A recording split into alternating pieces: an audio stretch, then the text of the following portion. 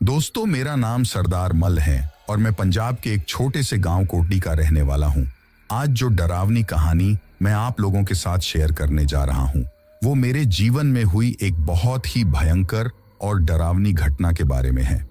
दोस्तों, truck driving के दौरान मेरे साथ अक्सर बहुत सी अजीब और भयानक घटनाएं घटती रहती हैं। उन्हीं भयानक घटनाओं में से मैं आज एक घटना के बारे में आप सबको बताने वाला हूं। मुझे यकीन है कि मेरी ये डरावनी कहानी सुनने के बाद आपकी धड़कनें बढ़ जाएंगी और आपका शरीर डर से कांप उठेगा। यकीन मानिए, जब ये डरावनी घटना मेरे साथ घटी थी तो मैं कई रातों तक ठीक से सो नहीं पाया था और लगभग 3 महीनों तक मैं काम पर भी वापस नहीं गया था। मेरे हाथ ट्रक की स्टीयरिंग पकड़ते ही कांपने लगते थे। तो चलिए दोस्तों, मैं आपका ज्यादा समय ना लेते हुए सीधे कहानी पर आता हूं। मैं अक्सर माल से लदा ट्रक लेकर शाम के समय ही निकलता था, क्योंकि जब मैं शाम के समय ट्रक लेकर निकलता था तो कुछ ही घंटों बाद रात हो जाती थी और रात के समय सड़क पर ट्रैफिक काफी कम हो जाता था और ऐसे में मैं ट्रक तेजी से चलाकर अपने माल की डिलीवरी थोड़ा जल्दी पहुंचा देता था। ज्यादातर ट्रक ड्राइवर इसी तरह से माल की डिलीवरी पहुंचाते हैं, जिससे उनका काफी समय बच जाता है। उस शाम एक ऐसी ही डिलीवरी लेकर मैं पंजाब से राजस्थान के लिए रवाना हुआ था। दिसंबर का महीना था। जैसे जैसे रात बढ़ रही थी वैसे वैसे ठंड भी अपने पूरे सबाब पर चढ़ने लगी थी और सड़क पर धीरे धीरे कोहरा भी छाने लगा था। गर्म कपड़ों के नाम पर मैंने अपने शरीर पर एक पतला सा ऊनी स्वेटर ही डाल रखा था। जब ठंड से मेरा पूरा शरीर कांपने लगा तो मैंने ट्रक में रखा जैकेट उठाकर पहन लिया। मैं शाम को माल की डिलीवरी लेकर लगभग 6 बजे निकला था और अब लगभग 10 बजने वाले थे। मतलब मैं 4 घंटों से लगातार ट्रक चला रहा था। मेरे पेट में भूख से चूहे कूदने लगे थे, क्योंकि जब मैं ट्रक लेकर वहां से निकला था तभी से मुझे थोड़ी बहुत भूख लगने लगी थी।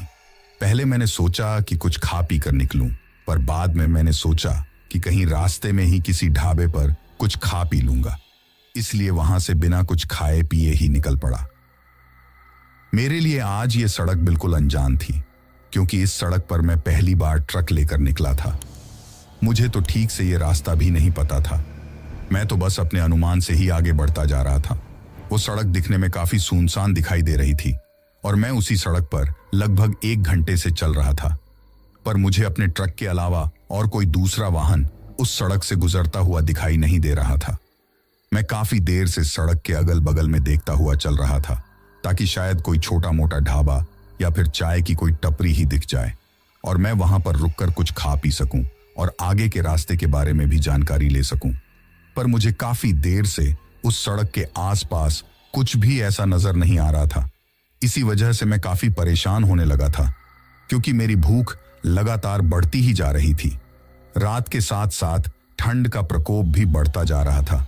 घने कोहरे ने सड़क को जकड़ना शुरू कर दिया था, इसलिए सामने देखने में काफी समस्या हो रही थी।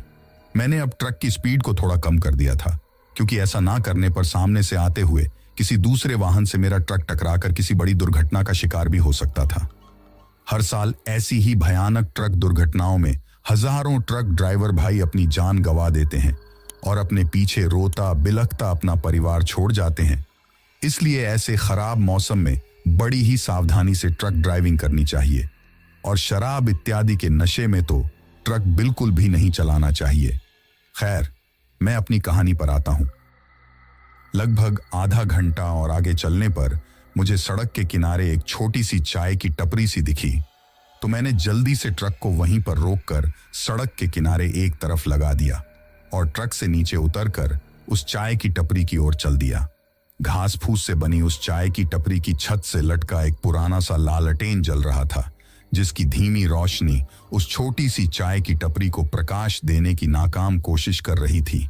मैंने उस चाय की टपरी के सामने पहुंचकर देखा तो उस टपरी के भीतर पड़ी एक छोटी सी बेंच पर अपने हाथ पैर समेटे हुए एक 60 से 65 साल का बुजुर्ग बड़ी ही गहरी नींद में सो रहा था।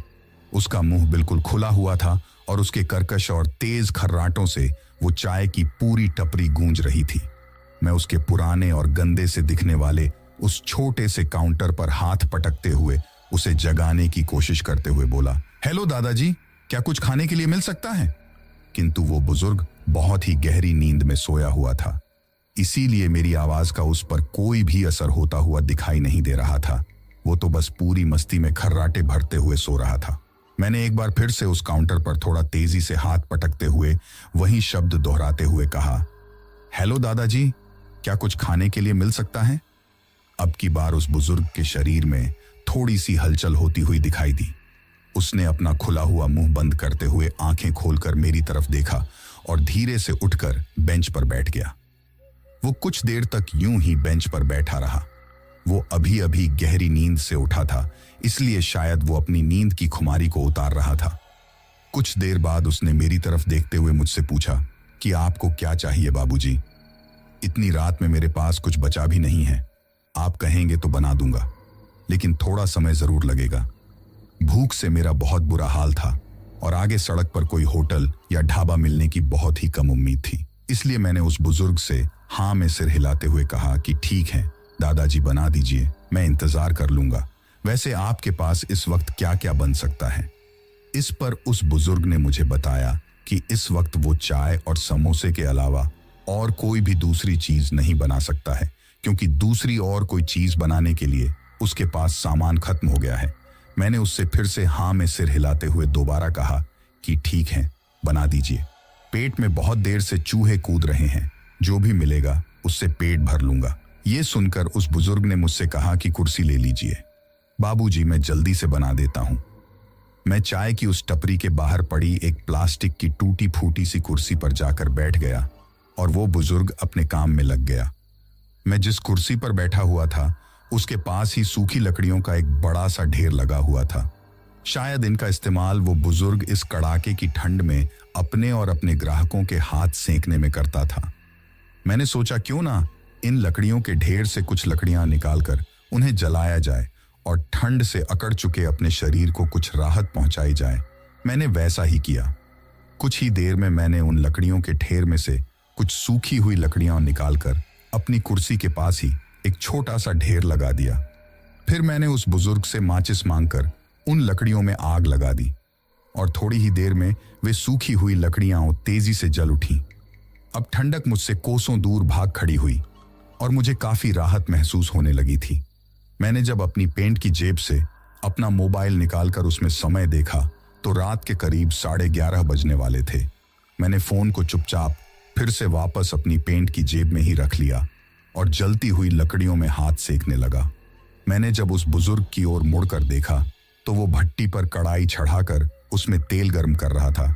कुछ देर बाद जब तेल खौलने लगा तो उसने उसमें एक एक करके 10-12 समोसे तलने के लिए छोड़ दिए और एक बड़ी सी कलछी लेकर उन्हें इधर उधर हिलाने डुलाने लगा। तभी मेरी नजर उस चाय की टपरी के सामने से गुजरने वाली उस सड़क पर गई तो मुझे कुछ अजीब सा दिखाई दिया।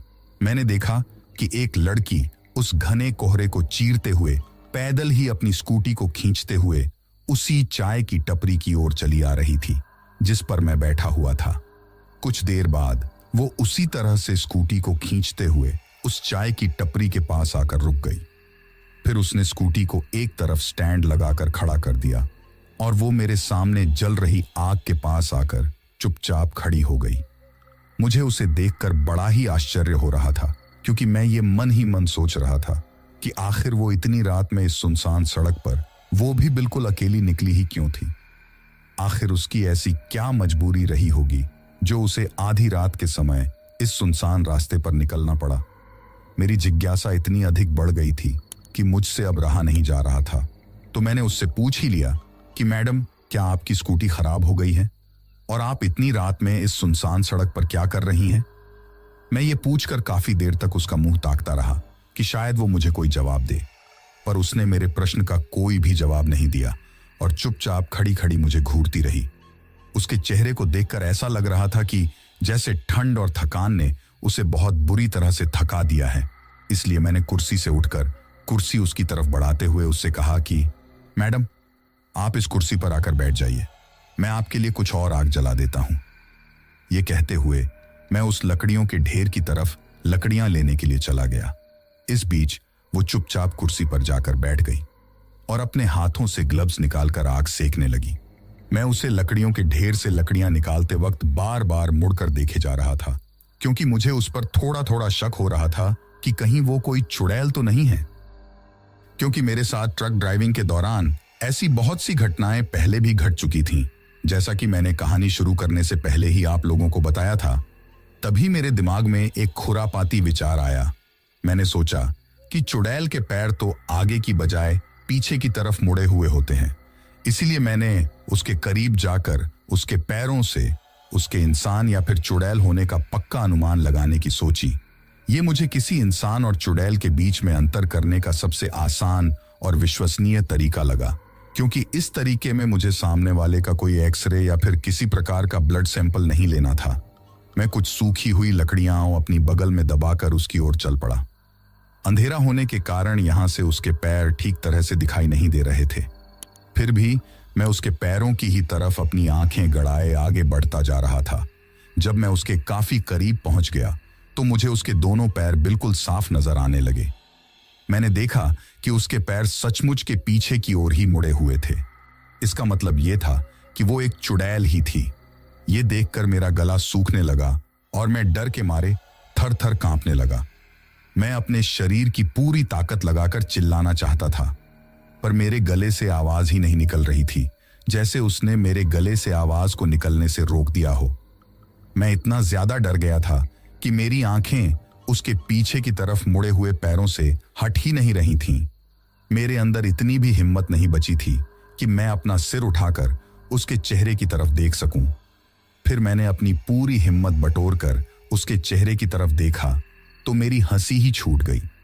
मैं अपने आप पर ही जोर जोर से हंसना चाहता था, क्योंकि उस लड़की के पैर पीछे की ओर मुड़े हुए नहीं थे, बल्कि वो पीछे की तरफ मुड़कर खड़ी हुई थी और उसकी पीठ मेरी तरफ थी। खैर, मैंने किसी तरह अपनी हंसी को रोका और अपने बगल में दबी हुई उन सूखी लकड़ियों को उस जलती हुई लकड़ियों के ढेर पर रख दिया। कुछ ही देर में वो सूखी हुई लकड़ियां भी जल उठीं और उनकी लपटें ऊपर की ओर बढ़कर आसपास रोशनी और गर्माहट फैलाने लगी। अब वो लड़की चुपचाप खड़ी घने कोहरे को देख रही थी। बाद में मुझे लगा कि वो उस घने कोहरे को नहीं देख रही थी, बल्कि अपने पीछे के शरीर को आग में सेक रही थी। कुछ देर बाद वो मेरी तरफ मुड़कर उस कुर्सी पर बैठ गई, जो मैंने ही उसे कुछ देर पहले बैठने के लिए दी थी। उसने बड़ी बड़ी नीली आंखों से मेरी तरफ देखते हुए मुझे बताया कि वो यहां से करीब 10-12 किलोमीटर दूर स्थित अपने घर की तरफ जा रही थी, पर बदकिस्मती से उसकी स्कूटी खराब हो गई और उसने जब रास्ते में इस चाय की टपरी को देखा तो यहीं पर रुक गई। मैं चुपचाप बैठा उसकी तरफ देखते हुए उसकी बातें सुन रहा था। आग की लाल लाल लपटों में उसका सुंदर चेहरा भी लाल रंग का दिखने लगा था। उसने काले रंग की जीन्स और एक खूबसूरत सा दिखने वाला गुलाबी रंग का लेडीज जैकेट पहन रखा था। देखने में उसकी उम्र यही कोई 20 से 21 साल रही होगी। उसने मुझे आगे बताते हुए कहा कि वो पास के ही शहर में एक शॉपिंग मॉल में सेल्स गर्ल का काम करती है और इन दिनों उस शॉपिंग मॉल में एक बहुत ही बढ़िया स्कीम चल रही है, जिससे वहां पर बहुत सारे कस्टमर्स की भीड़ लगी रहती है, जिस कारण शाम होते होते बहुत सारा सामान और कपड़े इधर उधर बिखर जाते हैं। जब रात में करीब 9 बजे शॉपिंग मॉल कस्टमर्स के लिए बंद हो जाता है तो मॉल का पूरा स्टाफ मिलकर उन बिखरी हुई चीजों को ठीक करके उनकी जगह पर रखता है। उसके बाद ही हमें वहां से घर जाने की इजाजत मिलती है। आज मॉल में काफी ज्यादा कस्टमर्स आ गए थे, इसलिए हमारा काम भी बहुत बढ़ गया था और मुझे वहां से निकलते निकलते इतनी देर हो गई। फिर बीच रास्ते में ही मेरी स्कूटी ने भी धोखा दे दिया। उसने मुझे एक ही सांस में सब कुछ बता दिया और चुप हो गई। तभी वो चाय की टपरी वाला बुजुर्ग आकर मेरे सामने खड़ा हो गया। उसने अपने एक हाथ में चाय के साथ समोसे की ट्रे और दूसरे हाथ में एक प्लास्टिक का स्टूल पकड़ रखा था। तभी उसने वो स्टूल मेरे बिल्कुल पास रख दिया और दूसरे हाथ में पकड़ी हुई चाय और समोसे की ट्रे उस स्टूल पर रखते हुए मुझसे बोला कि लीजिए बाबूजी अपने गर्मा गर्म चाय और समोसे। ये कहने के बाद वो फिर से अपनी चाय की टपरी में घुस गया। मैंने चाय की उस टपरी के भीतर से एक दूसरी कुर्सी निकाल ली और उस स्टूल के पास बैठ गया जिस पर चाय और समोसे की ट्रे रखी हुई थी। मुझे पहले से ही बहुत जोर की भूख लगी हुई थी और जब मैंने अपने सामने गर्मा गर्म चाय और समोसे रखे हुए देखे तो मेरे सब्र का बांध टूट गया। मैं उस ट्रे से झट से एक समोसा उठाकर खाने लगा। समोसा बड़ा ही स्वादिष्ट था। वैसे जब भूख जोर की लगी हो और पास कुछ खाने को ना हो तो सूखी रोटियां भी मालपुए को मात देने लगती हैं। मैं उन समोसों पर ऐसे टूट पड़ा था कि जैसे मैंने अपने जीवन में कभी समोसे देखे ही ना हो। तभी मेरी नजर उस लड़की पर गई तो मुझे होश आया कि मैंने तो उससे खाने के लिए पूछा ही नहीं। मैंने उसकी तरफ देखा तो वो चुपचाप बैठी अपना सिर नीचे झुकाए जमीन की ओर देख रही थी। मैंने उसकी ओर समोसों की प्लेट बढ़ाते हुए उससे पूछा कि क्या आप समोसे खाएंगी, तो उसने ये कहते हुए मना कर दिया कि वो समोसे नहीं खाती हैं। तभी मुझे याद आया कि उसकी स्कूटी तो खराब हो चुकी है। ये ख्याल आते ही मुझे उसकी चिंता होने लगी। आखिर वो रात में इतनी दूर अकेले इस खटारा स्कूटी को खींचते हुए कैसे जाएगी। मैंने उससे यही सवाल पूछा तो उसने कहा कि वो किसी से लिफ्ट मांगकर चली जाएगी। जब मैं खा पीकर अच्छी तरह से टाइट हो गया तो मैं कुर्सी से उठकर चाय की टपरी के भीतर बैठे उस बुजुर्ग को पैसे देने के लिए उसके पास चला गया। तभी मुझे याद आया कि मुझे आगे के रास्ते के बारे में बुजुर्ग से कुछ जानकारी लेनी चाहिए, क्योंकि मैं उस रास्ते पर पहली बार माल की डिलीवरी लेकर निकला था। इसलिए वो रास्ता मेरे लिए बिल्कुल अनजान था। मैंने अपनी पैंट की जेब से कुछ रुपए निकालकर उस बुजुर्ग के हाथ में थमाते हुए उससे पूछा कि क्या ये रास्ता मुझे किसी हाईवे पर पहुंचा देगा। तो उसने मुझसे कहा कि वो यहाँ का नहीं है, वो तो बिहार का रहने वाला है और वो पिछले हफ्ते ही यहाँ पर रहने के लिए आया है, इसलिए उसे यहाँ के बारे में अभी कुछ पता नहीं है। मैंने उससे कहा कि ठीक है दादाजी, मैं आगे किसी से पूछ लूंगा। ये कहते हुए मैं वहां से निकलने को हुआ। तभी पीछे से उस लड़की ने मुझे आवाज लगाते हुए कहा कि उसका घर हाईवे के पास ही है, अगर आप मुझे लिफ्ट दे दें तो मैं आपको रास्ता भी दिखा दूंगी। मैंने उससे हाँ में सिर हिलाते हुए कहा कि ठीक है, चलिए। तो मेरे ऐसा कहने पर वो अपनी स्कूटी को लॉक करके मेरे पीछे चल पड़ी। जब हम दोनों ट्रक में बैठ गए तो मैं ट्रक स्टार्ट करके चल दिया। मैंने ट्रक में लगी घड़ी की तरफ देखा तो रात का लगभग 1 बजने वाला था। चारों तरफ घने कोहरे के अलावा कुछ भी दिखाई नहीं दे रहा था। मैं बार बार ट्रक के शीशे वाइपर चलाकर साफ कर रहा था, क्योंकि कोहरा ट्रक के शीशों पर आकर जम रहा था, जिससे मुझे सड़क पर देखने में काफी कठिनाई हो रही थी। इसी कारण मैं ट्रक को भी बहुत ही धीमी गति से चला रहा था। मैं बार बार अपने बगल में बैठी उस लड़की को सामने लगे शीशे में देख रहा था, क्योंकि मेरे मन में उसके चुड़ैल होने की आशंका अभी भी बनी हुई थी, क्योंकि मैंने कहीं से सुन रखा था कि भूत और प्रेत शीशे में अक्सर दिखाई नहीं देते। इसी वजह से मैं कुछ दूर चलने के दौरान ही उसे लगभग 8 से 10 बार शीशे में देख चुका था, लेकिन हर बार उसका खूबसूरत चेहरा शीशे में मुस्कुराता हुआ दिख जाता था। धीरे धीरे मेरे मन से उसके चुड़ैल होने का वहम दूर होता जा रहा था और अब मैं चिंता मुक्त होकर ट्रक चलाने लगा था। धीरे धीरे कोहरा इतना अधिक बढ़ गया था कि मुझे आगे ठीक से देखने में काफी कठिनाई होने लगी थी। कुछ देर बाद अचानक मेरी नजर ट्रक में लगे उस शीशे पर गई तो मैं डर से कांपने लगा, क्योंकि वो लड़की ट्रक की सीट से गायब थी। मैंने उसे पीछे मुड़कर देखा तो वो सचमुच वहां नहीं थी। फिर मैंने देखा कि वो लड़की ट्रक की खिड़की के बिल्कुल पास बैठी खिड़की से बाहर देख रही थी। शायद इसी कारण वो शीशे में दिखाई नहीं दे रही थी, क्योंकि वो शीशे से काफी दूर थी। मैंने उसकी तरफ तिरछी नजरों से देखते हुए उसका नाम पूछा तो उसने मुझे बताया कि उसका नाम रागिनी है। मैंने उसके नाम की तारीफ करते हुए उससे कहा कि उसका नाम उसी की ही तरह काफी सुंदर है, तो वो मुस्कुराते हुए मेरी तरफ देखने लगी। उसका मुस्कुराता हुआ खूबसूरत चेहरा और प्यार भरे लहजे में बात करना मुझे काफी पसंद आने लगा था। मुझे ऐसा लग रहा था कि जैसे मैं उसके वश में होने लगा था। अब मैं उसके बताए गए रास्ते पर ट्रक चला रहा था, क्योंकि मुझे आगे का रास्ता बिल्कुल भी पता नहीं था। कुछ देर बाद जब उसने मुझे जंगल के बीच से गुजरने वाले एक रास्ते पर मुड़ने के लिए कहा तो मैंने ट्रक को उसी रास्ते पर मोड़ दिया। वो रास्ता काफी ऊबड़ खाबड़ और गड्ढों से भरा हुआ था। अभी मैं उस रास्ते पर कुछ ही दूर आगे चला था कि मेरे ट्रक के आगे से अचानक एक बड़ा सा जानवर निकलकर जंगल में कहीं खो गया और मेरा ट्रक अनियंत्रित होकर सड़क के किनारे लगे एक बड़े से पेड़ में जा टकराया और इसी के साथ मेरा सिर भी ट्रक में लगे शीशे से टकरा गया। शीशे में टकराने से मेरे सिर में भयानक दर्द होने लगा तो मैं अपना सिर पकड़कर बैठ गया। फिर मुझे अपने हाथ की उंगलियों में कोई चिपचिपा सा तरल पदार्थ महसूस हुआ तो मैंने हथेली को आगे लाकर देखा तो उसमें मेरे सिर से निकलने वाला खून लगा हुआ था। इसका मतलब ये था कि मेरा सिर फट चुका था। मैंने उस लड़की की तरफ मुड़कर देखा तो वो सही सलामत बैठी थी। उसने मेरे सिर से खून निकलता हुआ देखा तो वो अपनी जीन्स से रुमाल निकालकर मेरे सर में बांधने लगी। चोट ज्यादा गहरी नहीं थी, इसलिए जल्दी ही खून बहना बंद हो गया, जिसके बाद मैं ट्रक से नीचे उतरकर ट्रक में हुए नुकसान की जांच पड़ताल करने लगा। मैंने देखा कि ट्रक का अगला हिस्सा पूरी तरह से क्षतिग्रस्त हो गया था और वो ट्रक अब चलने की हालत में बिल्कुल नहीं था। ये देखकर मैं वहीं सिर पकड़कर जमीन पर बैठ गया, क्योंकि मुझे इस दुर्घटना से काफी तगड़ा नुकसान हुआ था। तभी मुझे अपने सिर पर किसी के मुलायम हाथ रखने का एहसास हुआ। मैंने पीछे मुड़कर देखा तो मेरे पीछे वही लड़की खड़ी मुझसे कह रही थी कि परेशान मत होइए, सब कुछ ठीक हो जाएगा। उसने मुझसे कहा कि उसका घर यहां से कुछ ही कदमों की दूरी पर है। यदि आप चाहे तो मेरे घर पर चलकर रात भर रुक सकते हैं।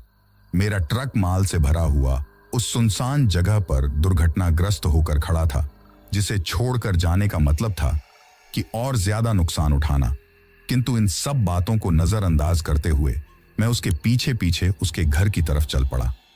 मुझे ऐसा महसूस हो रहा था कि जैसे वो मुझे अपनी तरफ खींच रही हो। कुछ देर तक हम दोनों उसी रास्ते पर आगे चलते रहे।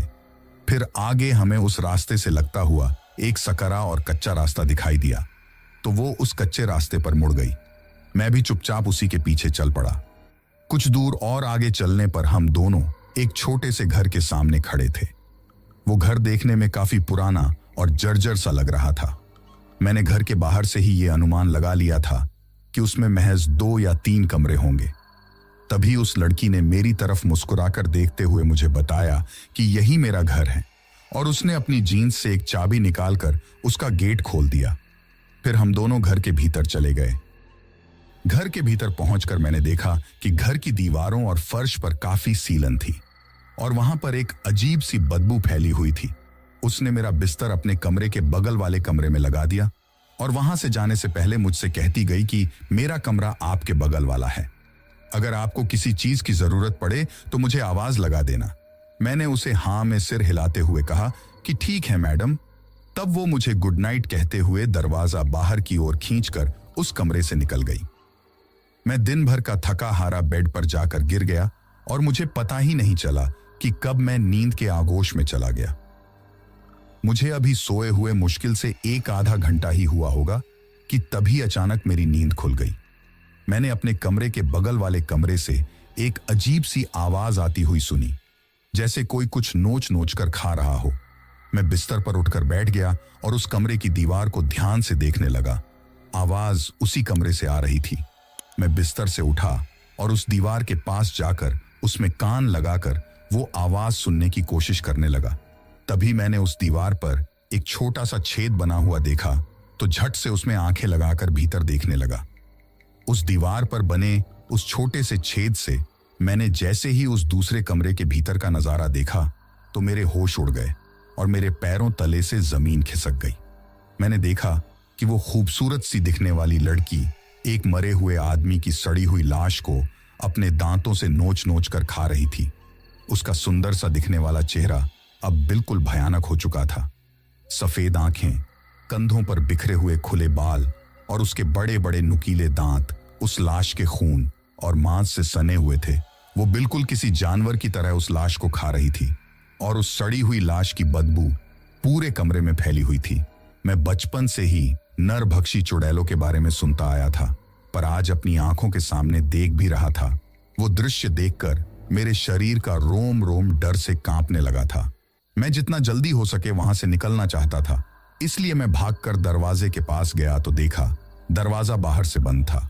मैं दरवाजे को भीतर की तरफ खींचकर खोलने की कोशिश करने लगा, किंतु वो दरवाजा अपनी जगह से हिला तक नहीं।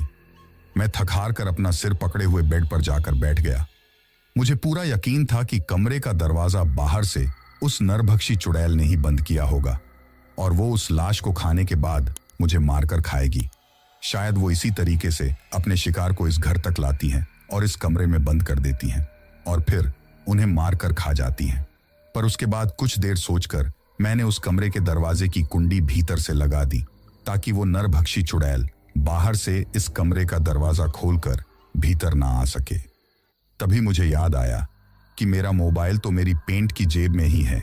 ये विचार आते ही मेरी आंखें चमक उठी, किंतु जब मैंने अपनी पैंट की जेब में हाथ डाला तो मेरी आंखों की चमक फिर से धुंधली हो गई, क्योंकि मोबाइल मेरी पेंट की जेब से गायब था। ये देखकर मुझे काफी हैरानी हुई, क्योंकि मोबाइल तो मेरी पेंट की जेब में ही रखा हुआ था, पर अब ना जाने वो कहाँ गुम हो गया था। वो नरभक्षी चुड़ैल अब भी उस दूसरे कमरे में उस सड़ी हुई लाश को खा रही थी, और उस लाश को नोचने व फाड़ने की आवाज मेरे कानों के पर्दों से टकराकर मुझे पागल कर रही थी। आखिर मैं यहाँ आया ही क्यों था? ये सोच सोचकर मुझे अपने आप पर ही गुस्सा आ रहा था। कुछ देर बाद मुझे उस कमरे में देखने की जिज्ञासा हुई, तो मैं उस छेद में आंखें लगाकर भीतर देखने लगा। मैंने देखा कि उसने लाश खाना बंद कर दिया था और उसके हाथों में एक बड़ा सा नुकीला लोहे का भाला जैसा कोई औजार था, जिसे वो एक छोटे से पत्थर के टुकड़े से रगड़कर तेज कर रही थी। तभी उसने अपनी जीन्स से एक मोबाइल बाहर निकाला। मैंने जब ध्यान से उस मोबाइल फोन को देखा तो मुझे पता चला कि वो तो मेरा ही फोन है, जो मेरी पेंट की जेब से गायब था। फिर वो अपने एक हाथ में वो नुकीला भाला पकड़ और दूसरे हाथ में मेरा फोन पकड़ उस कमरे से बाहर निकल गई। मैं चुपचाप आकर अपने बिस्तर पर बैठ गया। तभी किसी ने बाहर से मेरे कमरे के दरवाजे पर धक्का दिया तो मैं डर से कांप उठा। बाहर से वो नरभक्षी चुड़ैल अब पहले की ही तरह मुझे उस लड़की की आवाज में बड़े प्यार से कह रही थी कि आपका मोबाइल मेरे पास छूट गया था, दरवाजा खोलकर ले लीजिए। लेकिन मुझे पता था कि वो मुझे मारने के लिए दरवाजे पर नुकीला औजार लिए खड़ी है, और जैसे ही मैं दरवाजा खोलूंगा वो मुझे मार देगी। इसलिए मैं सतर्क होकर दरवाजे के पास जाकर खड़ा हो गया। तभी मेरे दिमाग में एक तरकीब आई। मैंने झट से दरवाजे की कुंडी खोली और दरवाजे के साइड में हो गया। जैसे ही मैंने दरवाजा खोला, उसने बिजली की तरह वो नुकीला औजार मुझ पर चला दिया। लेकिन तब तक मैं दरवाजे के साइड में हो चुका था, इसलिए उसका वार खाली चला गया। मैंने पूरी ताकत लगाकर उस नुकीले औजार को अपने दोनों हाथों से पकड़ लिया और उस औजार समेत उस चुड़ैल को भी उस कमरे के भीतर खींच लिया। वो लड़खड़ाते हुए कमरे के भीतर खिंचती हुई चली आई, तो मैंने फुर्ती से कमरे के बाहर निकलकर कमरे का दरवाजा बंद कर दिया। वो कमरे के भीतर गुस्से से चिल्लाते हुए कमरे का दरवाजा जोर जोर से पीटने लगी। उसकी चीख इतनी तेज और भयानक थी कि वो आसपास गूंजने लगी। मैं अपने शरीर की पूरी ताकत लगाकर वहां से सड़क की ओर भागा। कुछ ही पलों में मैं उस नरभक्षी चुड़ैल के उस भूतिया घर से बाहर उसकी पकड़ से काफी दूर निकल आया था। लेकिन काफी दूर आने के बाद भी उस चुड़ैल के चिल्लाने की डरावनी आवाजें मुझे सुनाई दे रही थीं। इसी वजह से उस रात मैं मेरी जिंदगी में पहली बार इतना दौड़ा था जितना कभी ना तो पहले दौड़ा था और ना कभी उसके बाद। लेकिन मैं दौड़ते हुए उसी रास्ते की तरफ वापस गया जिस तरफ से मैं आया था, और जिस तरफ उस बुढ़े आदमी की वो चाय की टपरी थी।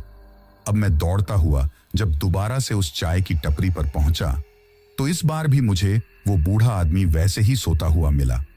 लेकिन इस बार मुझे इतना हांफता हुआ देखकर वो भी काफी ज्यादा घबरा गया। लेकिन जब मैंने उसे सारी घटना के बारे में बताया तो उसका भी कलेजा बैठ गया। लेकिन उसने उस रात अपनी उस चाय की टपरी में मुझे पनाह दी, जिसकी वजह से मैं उस रात अपनी जान बचा पाया। तो दोस्तों, ये थी हमारी आज की कहानी। कहानी आपको कैसी लगी ये आप मुझे कमेंट बॉक्स में कमेंट करके जरूर बताना।